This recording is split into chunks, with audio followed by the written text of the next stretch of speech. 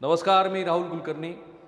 NDTVमध्ये जगभरातल्या सर्व प्रेक्षकांचं स्वागत आहे. 7वा माळा चढून आल्यानंतर जेव्हा 10 रुपयाच्या चहाच्या कपापासून सुरू झालेला एक प्रवास एवढ्या मोठ्या कॉर्पोरेट ऑफिसकडे येतो, लगेच लक्षात आलं असेल तुमच्या. पांढरा कुर्ता, त्याच्यावरची नेहरू टोपी आणि प्रसन्न अशा भावमुद्रेमध्ये येवले चहा एकदा पिऊन तरी पहा सांगणारा हा ग्रुप, येवले ग्रुप. आणि त्याचा हा जो प्रोग्रेस आहे ना, तो मला वाटतं की कुठल्याही मराठी उद्योगाच्या दृष्टीनं अत्यंत महत्त्वाचा असा प्रोग्रेस आहे. एक कॉर्पोरेट ऑफिस मी तुम्हाला दाखवतो आहे येवलेंचं. कॉर्पोरेट ऑफिस एका 10 रुपयाच्या चहापासून सुरू झालेल्या प्रोडक्टचं, आणि त्याच्यामध्ये गेल्याच महिन्यामध्ये त्यांनी हे कॉर्पोरेट ऑफिस सुरू केलं आहे. पलीकडे पण आपण जाऊ त्या कॉर्पोरेट ऑफिसमध्ये. हा येवले चहाचा जो ब्रँड आहे तो, हे ब्रँड न्यू कॉर्पोरेट ऑफिस आहे येवलेंचं. आणि त्याच्यामध्ये तुम्हाला त्यांचा जो ट्रेडमार्क असलेला व्हाईट, ती जी चहाची बशी आहे, तुम्ही पिला असाल, मी अनेक वेळेला पिलेलो आहे. आणि सगळ्यात मला महत्त्वाचं काय वाटलं तर इथे डिस्प्ले केलेले don't give up, it is always a last key on the key ring that opens the door. 35 वेळेला त्यांनी त्यांचा व्यवसाय ते फेल गेले, नापास झाले, आणि तो 36वा. आवड आणि आत्मविश्वास असेल तर कोणतीही गोष्ट अवघड नाही. नरेंद्र मोदी यांच्यापासून त्यांनी प्रेरणा घेतली असं म्हणतात. आणि मॅकडॉनल्ड कॉर्पोरेट म्हणजे आउटलेट्स जे वेगवेगळ्या ठिकाणचे होते मॅकडॉनल्डचे, ती बघून सुचलेली ही कल्पना. पण येवलेंचा हा प्रवास, ज्याला आपण इंग्रजीमध्ये अमेझिंग म्हणतो, तसं आहे. सो नवनाथ येवले यांच्याशी बोलू. तुम्ही छान इंग्रजीत बोललात. How are you? Why you are here? And today how much offerings are here? I mean, how many vacancies? How many people are working here? People total 50 to 60 around in the office. And we also have a production house and multiple outlets. Multiple outlets for what? For जसं आपलं मराठीत बोलू शकते. मी मुद्दा म्हणून तिला इंग्रजीमध्ये विचारलं. किती छान गोष्ट आहे बघा. येवले चहाच्या कॉर्पोरेटमध्ये तुम्हाला स्वागतासाठी इंग्रजी मराठीमध्ये बोलणारी मुलगी आहे. तुझं नाव काय पूर्ण? वैष्णवीने मला जॉब ऑफर केला होता आता, by the way. It's okay. So हे त्यांचे सगळे प्रोडक्ट येवलेंच्या आउटलेट्समध्ये तुम्ही जेव्हा जाता, मी कुठल्या कव्हरेजला असलो आणि थोडंसं थकलो की मग तिथे हा येवलेंचा चहा. आणि वैष्णवी प्लीज कम, आमच्याबरोबर आहे. आणि छत्रपती शिवाजी महाराजांचा हा त्यांचा कॉर्पोरेट ऑफिसमधला महाराजांचा स्टॅच्यू, जी महाराष्ट्राची प्रेरणा आहे. इथे हा मीटिंग हॉल एका चहावाल्याचं, म्हणजे कशा अर्थाने कॉर्पोरेट ऑफिसचं. ही हेड केबिन आहे, हेड केबिन 2 आहे. आणि हा सगळा असा छान कॉर्पोरेट 6,500 स्क्वेअर फीट आहे. आणि दाखवते महाराष्ट्राला बघू तर द्या की येवलेंचा प्रवास कुठून कुठपर्यंत आला आहे. 2018 साली हा त्यांचा प्रवास सुरू झाला होता आणि तो प्रवास आता इथे आहे. वैष्णवी आहेच आपल्याबरोबर. नमस्कार. काय म्हणता? काय काम करता तुम्ही इथे? पुढे या प्लीज. नमस्कार. नमस्कार. काय सध्या काम चाललंय? CSRचं, येवले फाउंडेशनचं. काय सांगता तुम्ही? CSR देण्या अच्छा, म्हणजे 2% नफा असला पाहिजे. डॉक्टर मनमोहन सिंग हे पंतप्रधान असताना तो कायद्याने बंधनकारक करण्यात आलेली गोष्ट आहे की ज्याच्यातनं. आणि हे काय, director operations legal and CSR Nilesh Yewale. Yes sir, Nilesh Yewale sir. नमस्कार. नमस्कार. सो छान. काय काय काम चालू आहे याच्यामध्ये? हेल्थ चेकअप असतं, डोनेशन हे असतात, त्यानंतर वृक्षारोपण असतं. आता आमचं व्हिजन चेंज झालेलं आहे, बेरोजगार जग करायचे. त्याच्यामुळे आम्ही हेल्थ हे करतो, काय वेगवेगळे आरोग्यविषयक उपक्रम तुम्ही करता. छान. ह्या छान कॉर्पोरेट ऑफिसमध्ये येवलेंची टीम आणि ह्या येवलेंचे सर्वा या दाखवा. आधी मुख्य मनुष्य दाखवा. आणि श्री नवनाथ येवले, नमस्कार. अहो काय कमाल केली तुम्ही. तुमचं शिक्षण सांगा महाराष्ट्राला. माझं शिक्षण 10वी आहे. त्यांना माईक द्या तोपर्यंत. मी छत्रपती शिवाजी महाराजांच्या आणि वेगवेगळ्या बिझनेस टायकून म्हणून त्यांना जे पुरस्कार मिळालेले आहेत ते तिकडे दाखवा. ते सगळे पुरस्कार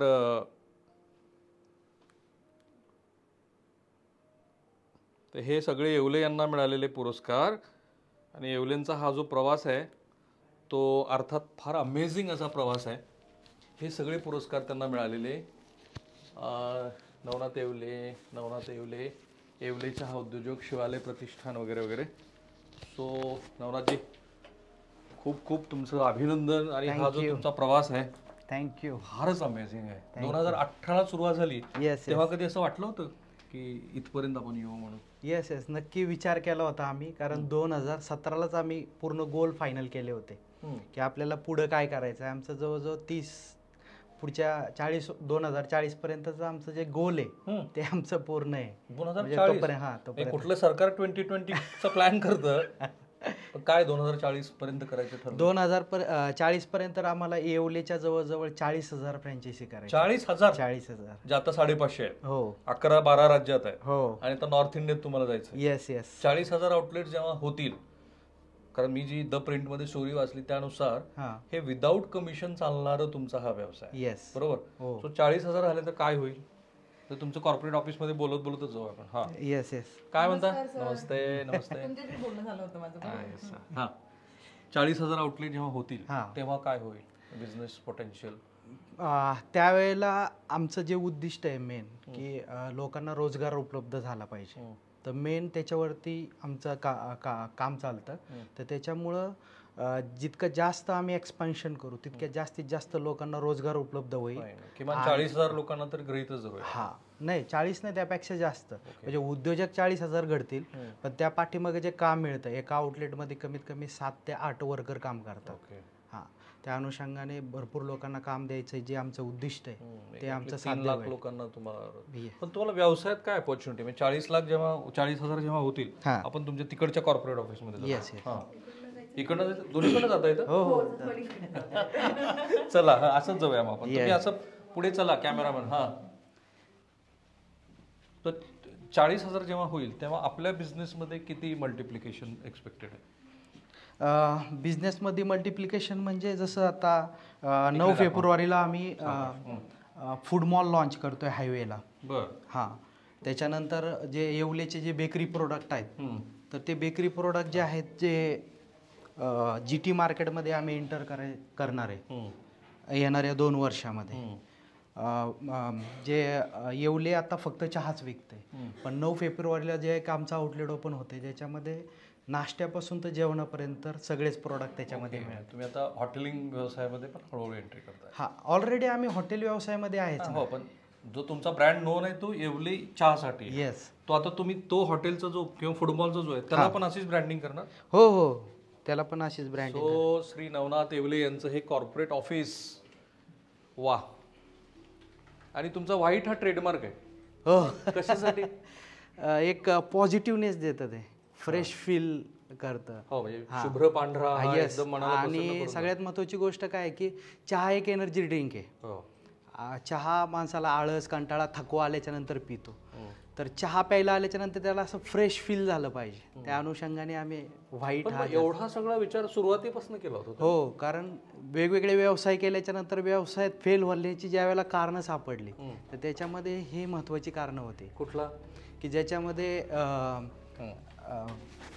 व्यवसाय करत असताना 5 इंद्रिय जे असतात आपले, म्हणजे कोणताही कस्टमर आल्याच्या नंतर फर्स्ट तर डोळ्यांनी आपण पाहतो की दिसायला कसं दिसतंय, त्याच्यानंतर नाकाने स्मेल की वास उग्र येतोय का व्यवस्थित येतोय, त्याच्यानंतर आवाजाचा जो इफेक्ट होतो आपल्यावरती, त्याच्यानंतर पाहता क्षणी आपल्याला काय वाटतंय, आपल्या बॉडीमधनं आपल्याला काय एनर्जी येत आहेत बाहेर. वायफर येवले काय तुझ्या मित्रमैत्रिणींना पण हेच दाखवणार का तू? यस, हम येवले ब्रांड में काम करते तो डेफिनेटली उसी को हाईलाइट करेंगे. क्या बात है, क्या बात है. यस. अच्छा, so how do you see the prospect of Yewale going to be conquer the business in market? Okay, so Yewale जो ब्रांड हमारा है, जो सर की थिंकिंग है, उनके थ्रू हम ये सीख रहे हैं, और ये भी हमारा जो सर का गोल है वो अचीव करने के लिए हम उनके लिए जी तोड़ मेहनत करेंगे आगे. और जो सर का 40 ईयर का भी जो गोल फिक्स है हमारा, वो गोल तक हमें पहुंचना है और वहाँ तक हमारी ब्रांड को हमें लेके जाना है. अच्छा, एक ट्रिकी सवाल पूछता हूँ.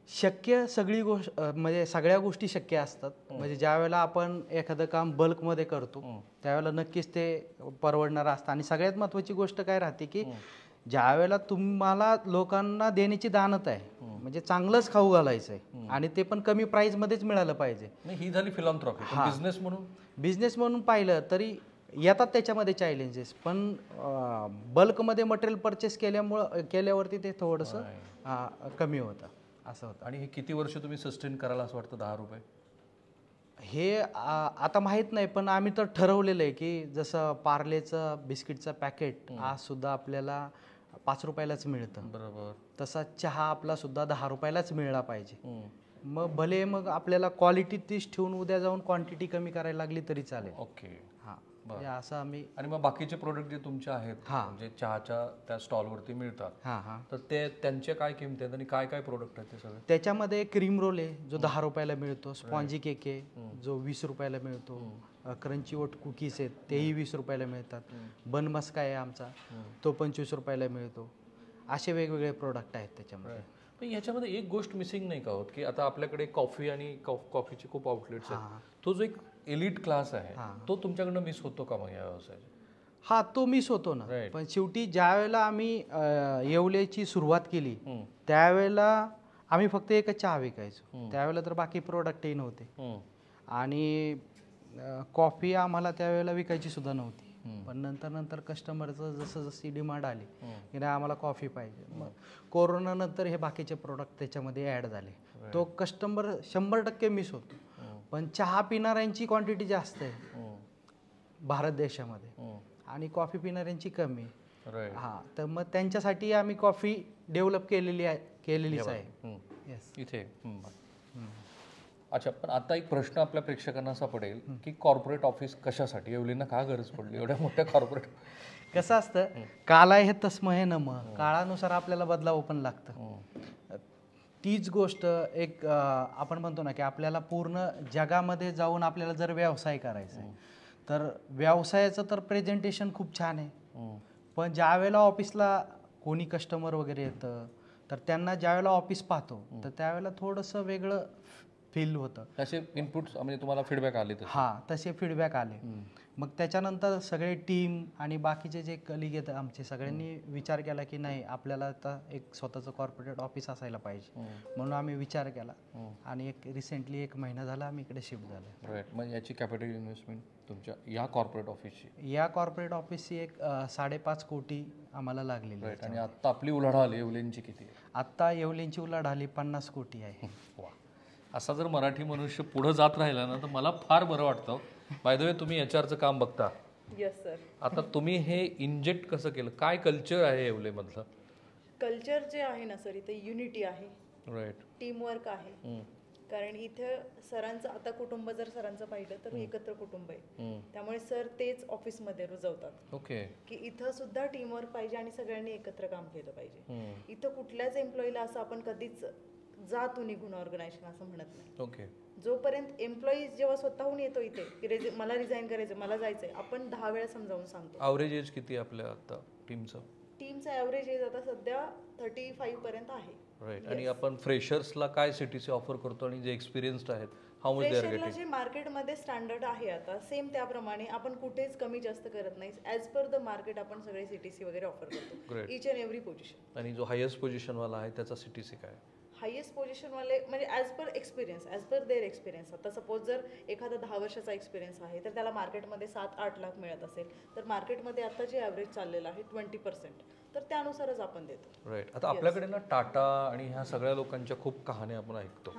त्यांची फिलॉन्थ्रॉफी पण आहे, पण एक वर्क कल्चर मेंटेन केलेलं. बरोबर. सो येवलेत वर्क कल्चर तुम्ही काय युनिकनेस आहे की जो? युनिकनेस हाच आहे, सगळेजण आता तुम्ही पण पाहिलं असेल आल्यानंतर नमस्कार नमस्कार म्हणजे इथं तुम्ही एक पाहुणे आलेला आहात आणि त्यांना तो पाहुणचार तो आदर दिला पाहिजे, हे सगळ्यांमध्ये इनकल्केट केलेलं आहे. ते वर्क कल्चर. तो भारताचा नकाशा बघा आणि त्याच्यामध्ये महाराष्ट्र, कर्नाटक, मध्य प्रदेश, गुजरात, राजस्थान, आसाम, आंध्र प्रदेश, उत्तर प्रदेश, बिहार आणि गोवा एवढ्या राज्यामध्ये स्टेट आहेत. आणखी कुठले राहिले आता आणखी? अच्छा, ग्रेट. सो शेवटचे एक 2-3 प्रश्न मी त्यांना विचारेन आणि आपण इथे थांबूया. एक तर त्या म्हणाल्या तसं, आणि मी वाचलं की तुम्ही 3-4 अजूनही एकत्रित. तुमच्या कुटुंबात सदस्य किती आहेत आणि तुम्ही म्हणजे सगळ्यांनी काही जबाबदारी वाटून घेतली की काय? हो, आमच्या कुटुंबामध्ये टोटल 23 जण आहेत. 23. हो, चला. त्याच्यामध्ये 5 भाऊ आहेत आम्ही. तर 5 जण आम्ही हे सगळं जे आहे ते सांभाळतो. ज्याच्यामध्ये प्रत्येकाने एक डिपार्टमेंट वाटून घेतलेलं आहे. एक भाऊ जो आहे तो सेल्स आणि मार्केटिंगचं डिपार्टमेंट पाहतो. एक भाऊ आहे तो अकाउंट आणि फायनान्सचं पाहतो. एक जण आहे तो ऑपरेशन, त्याच्यानंतर CSR ॲक्टिव्हिटीज आणि लीगल पाहतो. एक भाऊ आहे तो R&D, त्याच्यानंतर परचेस, लॉजिस्टिक जे काय आहे ते पाहतो. आणि एक भाऊ आहे तो मॅन्युफॅक्चरिंगचं जे काय आहे ते पाहतो. आणि मॅडम जे आहे ते HR, ॲडमिन आणि IT पाहतात. राईट. पण मग तुम्हाला इथे इन हाऊस किती एम्प्लॉई आहेत आणि बाहेर किती आहेत? इन हाऊस इथं 50 जणांची टीम आहे. आणि बाहेर जिथं प्रोडक्शन वगैरे जे होतं तिथेही 50 जणांची टीम आहे. आणि तुमचे फ्युचर एक्सपान्शन 40,000 आउटलेट सोडून आणखी काय फ्युचर एक्सपान्शन? 40,000 आउटलेट सोडून जे आता मी सांगितलं नवीन एक फूड मॉलचं जे मॉडेल येते आमचं ते एक आहे. GT मार्केटमध्ये आम्हाला एंटर करायचं आहे. GT market? General trade market. Okay. ज्याच्यामध्ये जे बेकरीचे जे प्रोडक्ट आहेत ते आम्हाला घेऊन जायचे.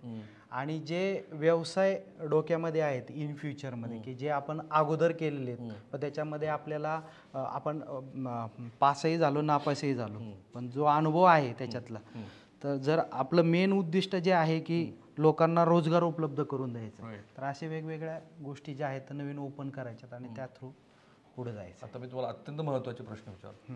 मराठी मनुष्य व्यवसायात यशस्वी होत नाही असं म्हणतात, हे बरोबर आहे का? आणि तो होत असेल तर का होतो आणि होत नाही तर का होत नाही?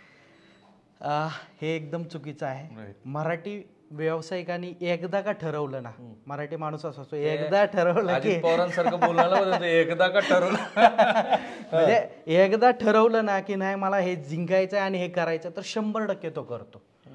फक्त झालंय काय की पूर्वीपासून आपली सर्वांची उपजीविका ही शेतीवरती होती आणि आपल्या आईवडिलांनी शेतामध्ये कष्ट केले. त्याच्यानंतर आईवडिलांना एवढंच कळलं की आपल्या मुलांनी मोठं व्हावं आणि चांगलं शिकावं आणि चांगला साहेब बनावं.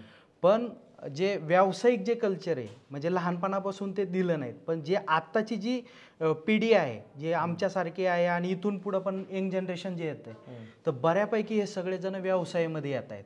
तर त्यांना पाहून नोकऱ्या कुठं आहेत? नोकऱ्या नाही आहेत आणि मुलं प्रयत्न करतात. येस. आणि मला सांगायला आवडेल की ज्या वेळेला येवलेच्या आधी फ्रँचायझी मॉडेल होतं, पण येवले ज्या वेळेला आलं त्याच्यानंतर जवळजवळ 1000-2000 नवीन फ्रँचायझी मॉडेल मार्केटमध्ये आले. कोरोना काळात तर खूप. येस.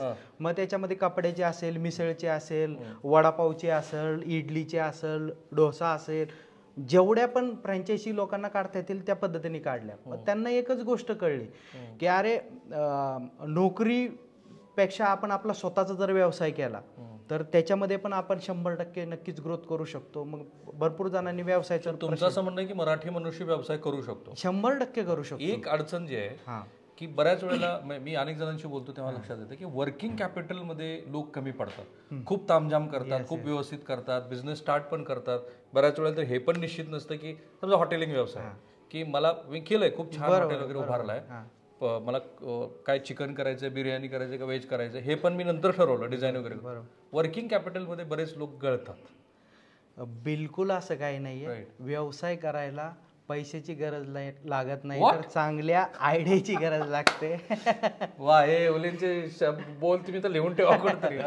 तर म्हणजे जे वेगवेगळे जे आम्ही अगोदर व्यवसाय केले, म्हणजे लिटरली सांगतो प्रत्येक व्यवसाय आम्ही पैसे टाकून केला, पण अमृततुल्यचा हा जो व्यवसाय आहे ह्याच्यामध्ये आम्ही खूप कमी भांडवलावरती चालू केला. एका टपरी सुरुवातीचं जे आमचं भांडवल होतं हे साधारणतः 8 ते 10 हजार रुपये असेल. त्या 8-10 हजार रुपयावर टपरीवर, म्हणजे टपरी पण आम्ही ज्या वेळेला घेतली ना त्यावेळेला मित्राची भाड्याने टपरी घेतली. मग त्या टपरीवरून चालू झालेला पैशाची गरज नाही, कल्पना चांगली हवी, एक आयडिया चांगली पाहिजे. तुमच्याकडे चांगली आयडिया असेल, जर तुमच्याकडे पैसे नसतील तर तुम्ही ज्याच्याकडे पैसे आहेत त्याला तुम्ही सांगू शकता, त्याला पार्टनर घेऊन तुम्ही करू शकता. फक्त तुमच्याकडे कल्पना चांगली पाहिजे, तुम्हाला ओळखता आलं पाहिजे की तुमचं पॅशन कशामध्ये आहे. त्याच्यानंतर तुम्हाला माहिती असायला पाहिजे की गॅप ॲनालिसिस करता आलं पाहिजे की मार्केटची नीड काय, गरज काय. एखादं प्रोडक्ट म्हणून सांगा बरं. म्हणजे जसं आम्ही चहामध्ये ओळखलं की मार्केटमध्ये चहा तर मिळायचा, मग त्याच्यामध्ये घरचा चहा वेगळा, बाहेरचा चहा वेगळा, म्हणजे आपण ऑफिसमध्ये पिला तर तो वेगळा चहा, अशी वेगवेगळी टेस्ट होते. मार्केटची गरज ओळखली हा तुम्ही. Right. मग त्याच्यामध्ये गॅप हा होता की चहा पिताना वेगवेगळी टेस्ट, अरे पण चहाला एक पर्टिक्युलर टेस्ट नाहीये. चहा आपण सगळेजण एनर्जी ड्रिंक म्हणून पितो, मग हा गॅप पुढं होतोय. तर एक सारखी टेस्ट की हा मी आता हा चहा पिला तर मला परत या चहाची तलब झाली तर मला तोच मिळाला पाहिजे. पण मी जरी एकदा सकाळी चहा बनवलेला असेल आणि मी परत दुपारी बनवला तरी त्याच्यामध्ये फरक आहे, हा सेम टेस्ट मिळत नाही. मग तो गॅप आम्ही ओळखला. त्याच्यानंतर जे पाहिलं की मार्केटमध्ये जे शॉप होते की कळकटलेले मळकटलेले चहाचे दुकान होते आणि तिथं उभे राहून लोक चहा प्यायचे. अस्वच्छता, नालीच्या कडेला. हो, मग आम्ही विचार केला त्याला की नाही, ह्याला आपण काहीतरी एक चांगलं एकदम पॉश दुकान करून तिथं लोकांना चहा प्यायला देऊ शकतो. आणि ते आम्ही केलं, तो गॅप ओळखून आम्ही ते केलं. अच्छा, पण त्याच्या आधी तुमचे 35 व्यवसाय फेल गेलेले आहेत. 32 व्यवसाय जे आहेत ते टोटली फेल गेलेले आहेत. पण एक गोष्ट लक्षात करत राहिलो शेवटी हा. पण ह्याच्यामध्ये एकच गोष्ट आहे, आमचं कुटुंब आमच्या पाठीमागं उभं राहिलं म्हणून मी करू शकलो. एवढं सोपं नाही आहे. आपण इझिली बोलतोय की 32 व्यवसायामध्ये फेल झालं. एक व्यवसाय फेल झालं तर आई वडील म्हणतात तू घरामध्ये बस, तुला काय पाहिजे असेल तर आणून देतो. पण त्याच जोमाने संपूर्ण कुटुंब जे आमच्या पाठीमागं उभं राहिलो. आणि त्याच्यानंतर सर कुठले व्यवसाय होते त्याच्यामध्ये? भाजीपाला विक्रीचा व्यवसाय होता, मार्केटिंगचा व्यवसाय होता, म्हणजे डोर टू डोर जाऊन डिटर्जंट पावडर विकायचो. मल्टी लेवल मार्केटिंग, जसे MLMच्या ज्या मार्केटिंग आहेत त्या केलेल्या आहेत. त्याच्यानंतर मोबाईल शॉपीचं दुकान आहे, कपड्याचं दुकान आहे, रिअल इस्टेटचा व्यवसाय, कन्स्ट्रक्शनचा व्यवसाय, असे अनेक व्यवसाय आहेत त्याच्यामध्ये. मोबाईल विकणं असेल, रिपेरिंग करणं असेल, असे वेगवेगळे. मॅकडोनाल्ड आणि नरेंद्र मोदी यांच्याकडनं काय प्रेरणा घेतली तुम्ही? नरेंद्र मोदींचं जे मार्केटिंगचं जे कॅम्पेन काय मला त्यांचं नरेंद्र मोदींचा काही प्रचार विचार करायचा नाही, त्यांनी तसं प्रेरणा घेतली म्हणून मी हा प्रश्न विचारला. प्रेरणा म्हणजे मी ती मार्केटिंगची त्यांच्याकडनं प्रेरणा घेतली. पंतप्रधानाकडनं मार्केटिंगची. वा वा, बघा विरोधी पक्षाने पण ती घ्यायला पाहिजे. काय 2014ला जे त्यांचं मार्केटिंग कॅम्पेनिंग होतं की ज्या कॅम्पेनिंग मध्ये त्यांनी 3 स्टेपमध्ये मार्केटिंग त्यांची होती की ज्याच्यामध्ये त्यांनी पहिला अनहॅपीनेस दाखवला, मग होप्स दाखवले आणि मग कोणतरी येते असं दाखवलं. मग त्या कॅम्पेनिंगला धरूनच थोडं मार्केटिंगची स्ट्रॅटेजी कशी तुम्ही अडॉप्ट केली ती? त्याच्यामध्ये पाहिलं ना की आता सुरुवातीला लोकांचा जो पेन होता की कळकटलेल्या मळकटलेल्या ठिकाणी, म्हणजे त्याला आम्ही आता बास हे कॅम्पेनिंगचं नाव दिलं होतं. आता बास म्हणजे घाणेरड्या ठिकाणी उभं राहून चहा पिणं आता बास, गढूळ पाणी पैशाच्या नावाखाली पिणं आता बास. अरे वा. हा, असं जे आता बास म्हणजे ते दाखवलं. त्याच्यानंतर होप की कोणतरी येतंय आता, सगळं स्वच्छ चहा. ओके. आणि मॅकडोनल्डकडनं काय घेतलं? मॅकडॉनल्ड्सकडनं आम्ही हे घेतलं की मॅकडॉनल्ड्सला लहानपणापासून पाहायचं होतं. त्याच्या समोर एक पुतळा असायचा रोनाल्डोचा, तो सेल्फी पॉइंट होता. मग ह्या सेल्फी पॉइंटला तो एक संकल्पना होती की ज्या वेळेला आपण पण आपला, ज्या वेळेला स्वतः आपण एक ब्रँड ज्या वेळेला आपण एस्टॅब्लिश करू त्यावेळेला आपला सुद्धा एक असा काहीतरी सेल्फी पॉइंट असायला पाहिजे की ज्याच्यामध्ये आपलेही मॅस्कॉटचे आपल्याकडे येणाऱ्या कस्टमरनी फोटो काढले पाहिजेत. आणि मॅकडॉनल्ड जसं त्यांनी एक्सपान्शन केलं, कारण ह्याच्यामध्ये एक गोष्ट होती की जी मल्टी लेवल मार्केटिंग केली होती ॲमवे सारखी, तर त्याच्यामधून मी हे गोष्ट शिकलो होतं की नेटवर्किंग स्ट्रॉंग असायला पाहिजे. त्यांचं जे नेटवर्किंगचं जाळ आहे मॅकडॉनल्डचं की वेगवेगळ्या देशांमध्ये वेगवेगळ्या राज्यांमध्ये त्यांनी जे पसरवलेलं आहे, आणि मग त्याच्या थ्रू मिळणारा जो रॉयल्टी इन्कम आहे जो ज्याच्यामुळं आपण एक चांगला बिझनेस उभा करू शकतो. मग ती एक संकल्पना होती की आपणही असं नेटवर्किंगचं एक जाळं पसरायचं आणि असाच बिझनेस उभा करायचा. अच्छा, एक आता महत्वाची गोष्ट, बरेच जण असं म्हणतात की व्यवसाय करायचा म्हणजे काहीतरी काळबिरच करायला लागतं, फसवणूक करायला लागते आणि जे नफ्याची गणितं सांगितली जातात ती चुकीची आहे. पण तुमच्याकडे एंट्रीला मी बघितलं की सचोटीबद्दल तुम्ही फार बोललात. हे खरं आहे का की उगी आपलं बोलायच्या गोष्टी असतात सगळ्या? नाही, म्हणजे कशाबद्दल मला सचोटीपणा, प्रामाणिकपणा ह्याच्याबद्दल तुम्ही? नाही, 100% व्यावसायिक हा प्रामाणिकपणाने होऊ शकतो. अप्रामाणिकपणाने व्यवसाय म्हणजे आपण म्हणतो ना की असा अप्रामाणिकपणा करून व्यवसाय करावाच लागतो, असं बिलकुल नाही आहे. प्रामाणिकपणानेही व्यवसाय होतो. शेवटी हे बघा, आपली देण्याची दानत असेल, देण्याची वृत्ती असेल तर आपण सगळ्या गोष्टी ज्या आहेत त्या स्पष्ट आणि चांगल्या लोकांना देऊ शकतो. मग त्याच्यामध्ये एकच थॉट आहे की तुम्हाला किती पाहिजे हे तुम्ही ठरवलं पाहिजे.